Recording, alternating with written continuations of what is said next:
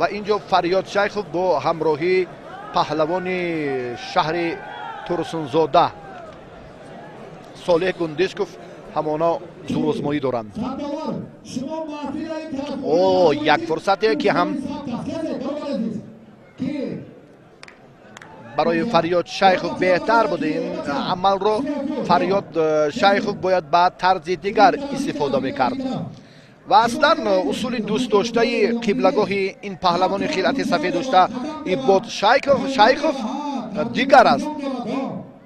جوز کردن حلوکی داخله رو هم بیشتر و خوبتر استفاده میکرد، اما اکثر مظفریت قبلگاه این پهلوان خلعت سفید داشته با همون یک حلوکی که جوز کرده و باز باری دیگر هم فریاد یک کوشش دیگر را سامان داد، اما داشتن دست را از خاطر فراموش کرد، موفق نشد.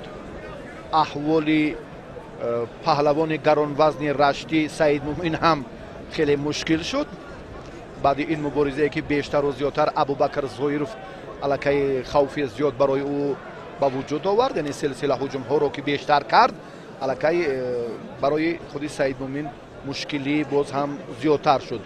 در گلیم دیگر همانا رقابت این دو پهلوان چون بیان کردیم که صالح گندشکov و فریاد شیخov از ناحیه ونج همانا ادامه دارد، اما نتیجه نه با اون طرزی که برای هر دو پهلوان بیشتر و زیادتر ضرور است و محض برای فریاد شیخov که هم قامتی بلند دارد و هم وزنش هم 23 یا 25 کیلو تقریبا نسبت به حریفش بیشتر است.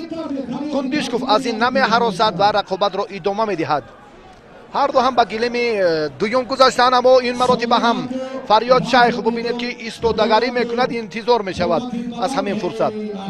حالا که فریاد باید در یک لحظه که تواند که باز هم حال این پهلوانی نه چندان گران وزنی شهر ترسونزاده را باز هم مشکل تر شدد.